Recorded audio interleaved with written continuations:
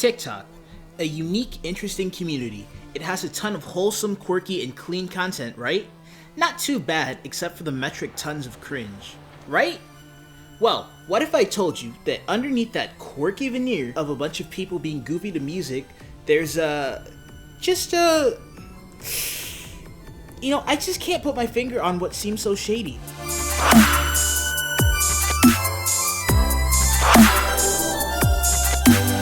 TikTok must be stopped, not only because it's cringy or because it doesn't allow its content creators to monetize.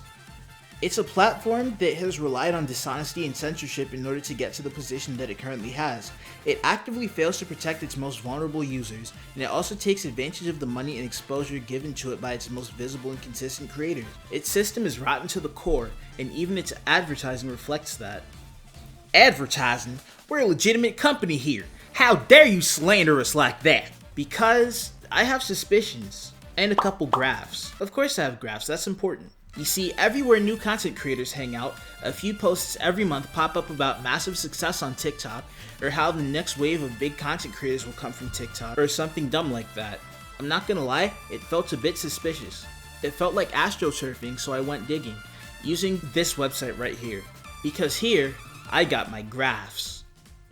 Looking for the term TikTok, I found that accounts that associated with everything TikTok were at their most frisky?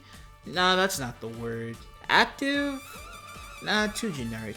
Sprightly. Yeah, sprightly. Not like the soda. So these accounts were at their most sprightly right around early September. Oh, and would you look at that? Google Trends data for TikTok gives us a few similar dates for it too. Alright, so you got graphs. That ain't proof of anything. Now, hang on, I was getting to that. How can this prove that they were astroturfing? Well, theoretically, if you search for TikTok-related posts from before early September, which is when it appears the app carved itself out a sustainable position in our culture, accounts posting about TikTok should be at their most active at or before September 1st, 2019. Or October 21st, 2018, but that means you, commenter, can do that bonus round for me.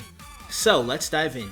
Using the stats from earlier, we can find the top posts from right before September, and check the accounts for hallmarks of bot activity, which are spamming reposts, especially in big subreddits in order to farm karma, an absolute crapload of posts, not much personality, and a barely there profile if we're talking Twitter, low karma comments, and high karma posts.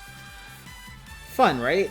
After a little exploration, I found like 2 accounts that I'm pretty sure could be bots. Even though they do have some normal seeming comments, there's a huge mismatch between post and comment karma, and there are super frequent posts on default subs. One of them just seems like a standard bot karma scraper with only 1 TikTok post, but the other one, I'm gonna be honest.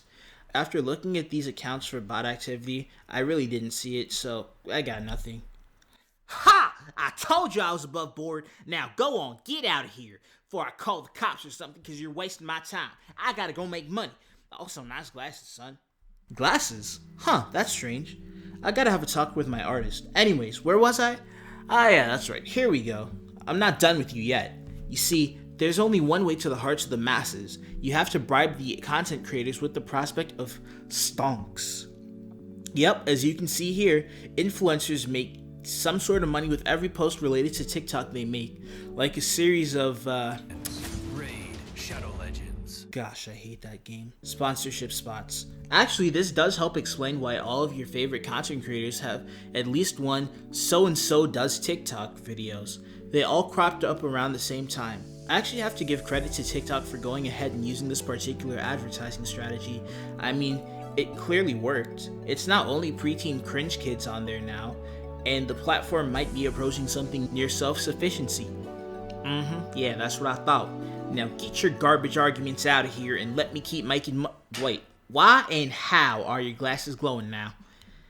Actually, I have no idea how this happened. Kinda hurts my eyes. But I'm not finished with you yet.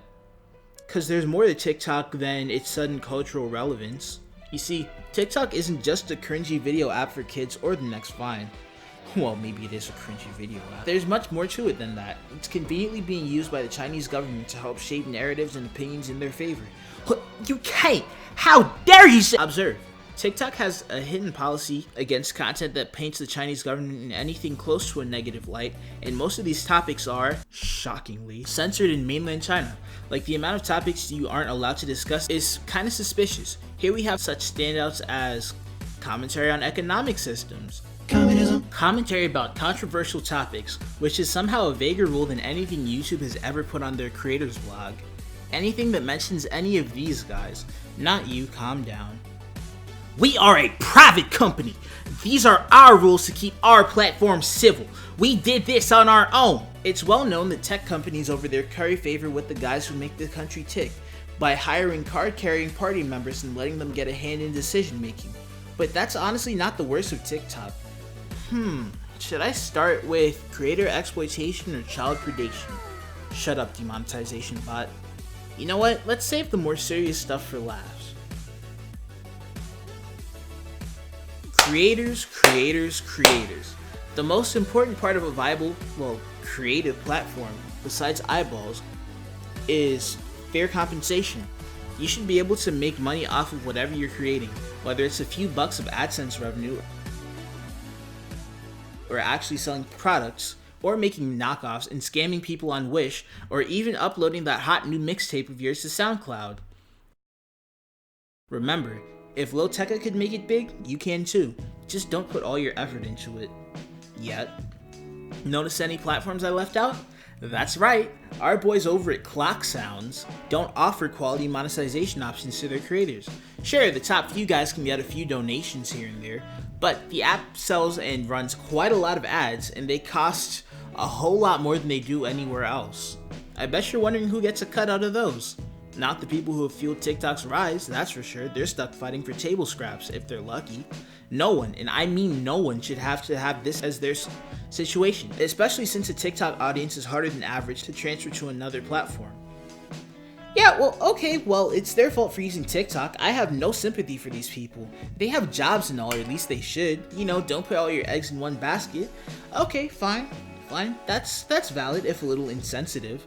But we're not done here, because TikTok is primarily used by, people who are underneath the legal age of majority. And consent. And you know what that leads to, right? Predators. And they can send DMs of a highly inappropriate and bannable nature, and then remain on the platform. There are multiple levels of failing to do your duty, and I personally believe that this is the most extreme level that you can get to it. Also, there's a whole deal with it being a security risk and being banned by the US Army for that reason and that reason alone, but I'm gonna gloss over that to plug my Twitter and Discord. Hey kids, ever want to do that nose thing that you can do more? Well, you know what you should do? You should subscribe, obviously, and come on down to JJ's Tweet Emporium. We have tweets. All you gotta do is click that follow button. You should also join the Discord. I put that in the description. But wait, there's more. It turns out that there's a lot more to TikTok security problems.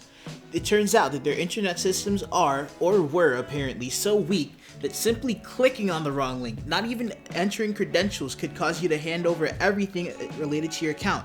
Personal data, videos, ability to upload, etc. Which is another shocking failure. It's honestly a slow motion train wreck of a platform at this point. Just use Instagram or YouTube or something to upload your videos. Well, maybe not Instagram, because that's owned by Facebook. But Facebook is a story for another week. And oh boy, is it a story.